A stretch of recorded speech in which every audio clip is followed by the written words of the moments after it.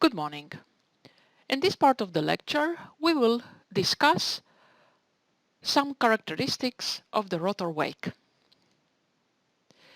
If you remember, the rotor blade wake in hover was contracting according to the actuator disk theory, and we can characterize it as a strong vortex which is emanating from the tip.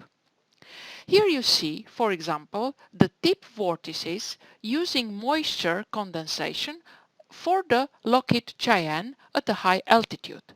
You see clearly that the wake is contracting.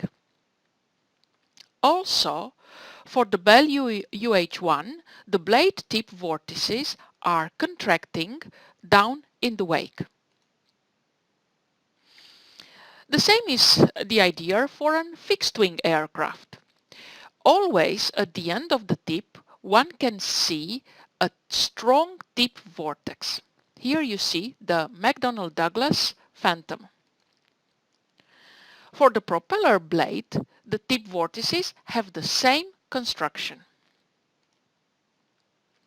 For the rotor wake, in hover, in ground effect, you see again that the wake is contracting, and you see also the ground effect. At a moderate forward speed, the wake starts to go backwards as the helicopter is going forward. And this is more visible when you put the helicopter at a low forward speed. At a high forward speed, you see here a front view and a side view, the wake is again clearly going backwards as the helicopter is moving forward, and it is also contracting. I have a video in this part of the lecture showing you how the wake is contracting.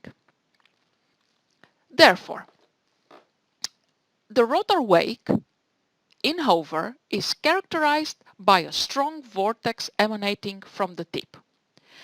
In the tip vortex sheet model, you see this wake and the strong vortex, how it's going down and is contracting, and you see also an inner vortex sheet. How we know that this inner vortex sheet exists? Because the blade loading is increasing from root to the tip.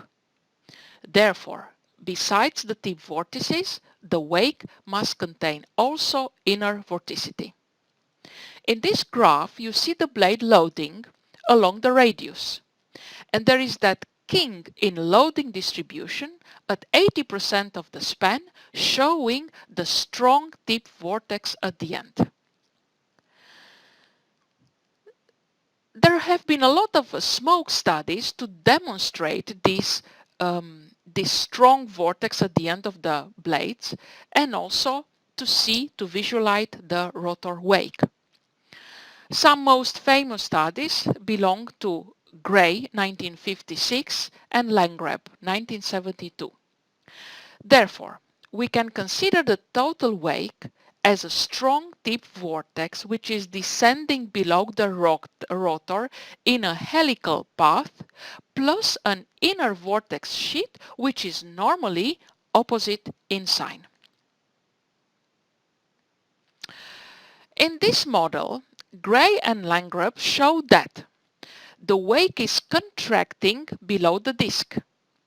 The inner sheet is moving downwards faster than the tip vortex, and the outer part of the sheet moves faster than the inner part. Therefore, the sheet is becoming increasingly inclined to the rotor plane as the helicopter is moving forward. Generally, the wake analysis for hover, but also for forward flight, are calculating using either prescribed wake analysis, either free wake analysis.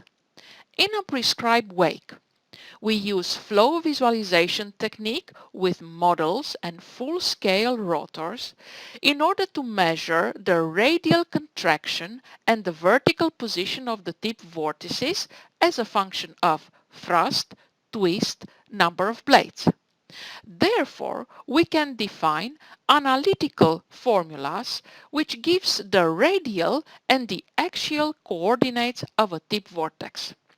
Some famous prescribed wake models for the helicopter belong to Prandtl, Goldenstein, Todorson and Langrip. In a free wake analysis, we use numerical methods in order to perform iterative calculation between the induced velocity distribution and the wake geometry. Both are allowed to vary until a mutual consistency is achieved. In this way, we do not need previous knowledge about the vortex spacing. However, all the wake methods which have been used since 1960s did not increase the accuracy in predictions when we compared with old-fashioned empirical methods. You see here a picture of the rotor torque and the rotor thrust coefficient. This is for the CH47 rotor. And you see a continuous line which belongs to sophisticated calculation, so free wake modeling, and you see also simple calculations belonging to prescribed wakes. In the figure you also see the test data obtained from the World Tower tests. You see that both methods are not able to represent correctly the rotor torque coefficient and the rotor thrust coefficient of the blade.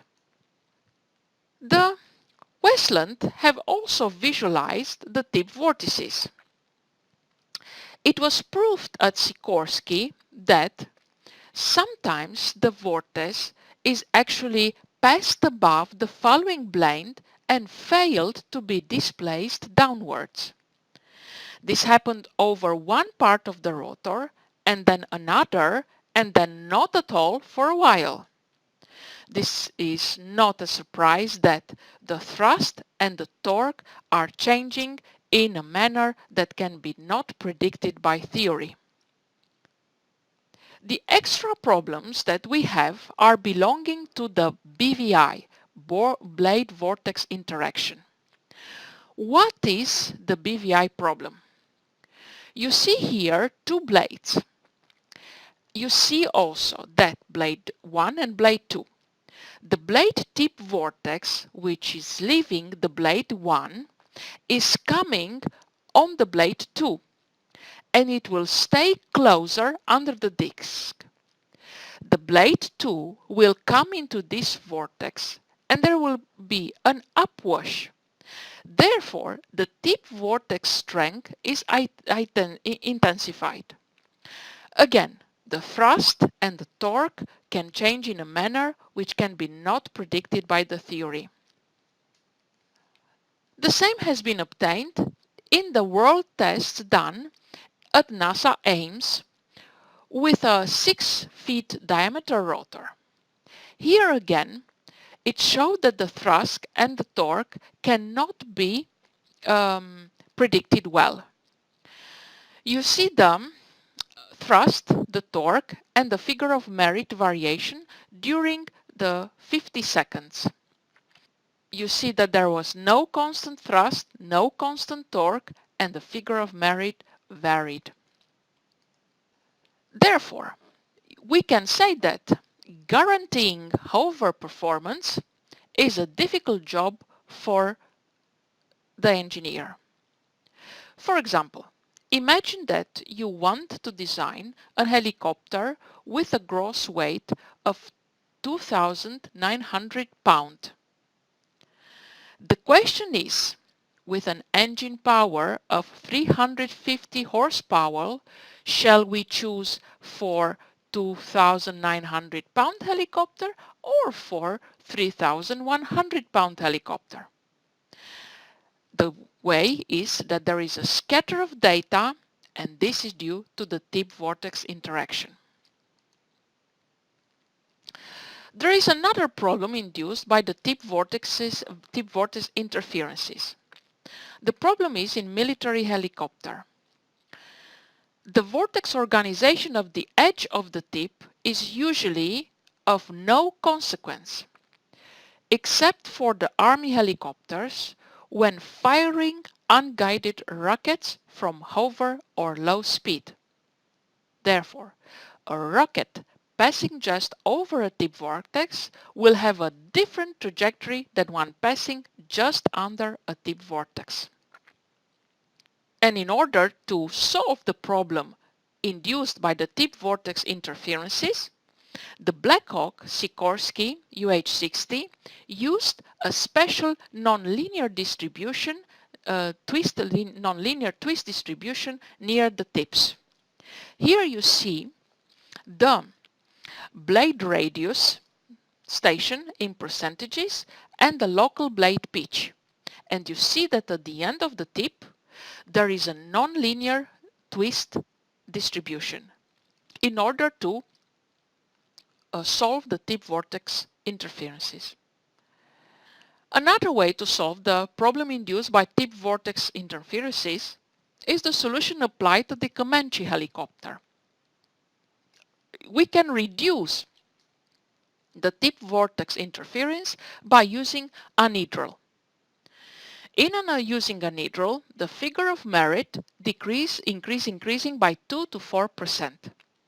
However, when we are using anhedral in forward flight, it will introduce oscillatory loads in the blades and the control system. Other wake effects. The Sikorsky ABC helicopter, Advanced Blade Concept Helicopter.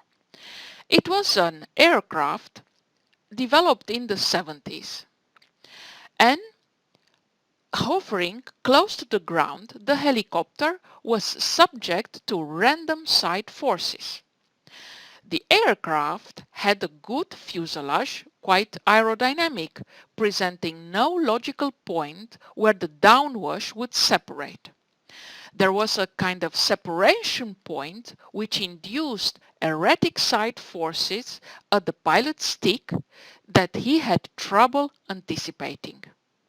Presently, the Sikorsky ABC helicopter, it is transposed into the X2 helicopter, which has a speed record at the moment.